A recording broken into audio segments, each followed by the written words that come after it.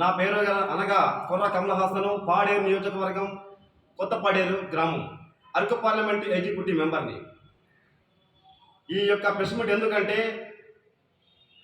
ఇక్కడ ఉన్నటువంటి అరకు కానీ పాడేరు నియోజకవర్గాల రెండు నియోజకవర్గాల్లోనూ కూడా పవన్ కళ్యాణ్ గారు అంటే అపారమైనటువంటి అభిమానులు ఉన్నారు. ఇక్కడ లక్షల కొద్ది అభిమానులు ఉన్నారు. ఇక్కడ అయితే నాయకత్వం లోపం. ఎవరైతే ఇక్కడ నాయకుడిగా వ్యవహరిస్తున్నారో, ఎవరైతే ఇక్కడ ఇన్ఛార్జిగా ఉన్నారో, ఎవరైతే ఇక్కడ రాష్ట్ర జానపద కళల చైర్మన్గా ఉన్నారో, బాధిత పరంగా ఉన్నటువంటి పవన్ కళ్యాణ్ ఆలోచన విధానానికి తగ్గట్టు గంగుల లేరు అని చెప్పి మీడియా ద్వారా మేము తెలియపరుస్తున్నాం.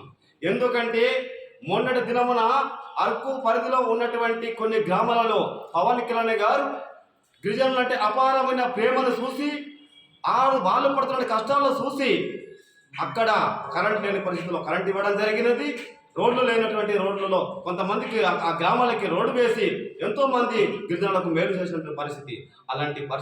అలాంటి అభివృద్ధి ఉన్నప్పటికీ గంగులయ్య గారు ఎందుకు అభివృద్ధి జనంలో తీసుకెళ్ళలేకపోతున్నారు? ఎవరు ఇందులో అడ్డుతున్నారు? పవన్ కళ్యాణ్ పార్టీ బలోపేతాలకు ఎందుకు ఇక్కడ అడ్డు వస్తున్నారు?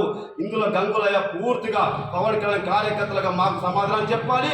గిరిజన ప్రాంతంలో ఉన్నటువంటి ఇక్కడ ఎవరైతే అక్క చెల్లమ్మలు ఉన్నారో అమాయకత్వ గిరిజనులను మభ్య పెట్టుకొని నువ్వు రాజకీయం చేస్తే మేము పవన్ కళ్యాణ్ అభిమానులుగా మేము క్షమించేది లేదు, మేము తిరగబడతాం. ఈ యొక్క న్యాయాన్ని పవన్ కళ్యాణ్ గారు వెంటనే ఇక్కడ ఉన్నటువంటి గిరిజన ప్రాంతంలో మీరు పెట్టినటువంటి ఇన్ఛార్జి చాలా దారుణమైనటువంటి పరిస్థితి. ఎందుకంటే లక్షలాదిలో ఉన్నటువంటి కార్యకర్తల్ని ఒక ఏకతాటికి ఏక మనసు చేయాలని లేదు ఆయనకి. కాబట్టి అలాంటి వ్యక్తి వల్ల రానున్న రోజుల్లో పార్టీ బలోపేతం శూన్యము. కాబట్టి మీరు ఆయన ప్లేస్లో వేరే మనిషిని ఇక్కడ పెట్టి, వేరే ఇన్ఛార్జిని పెట్టి పవన్ కళ్యాణ్ గారి పార్టీ బలోపేతం దిశగా మీరు అడుగులు వేయాలని పవన్ కళ్యాణ్ గారిని పూర్తిగా మేము విన్నవించుకుంటున్నాం.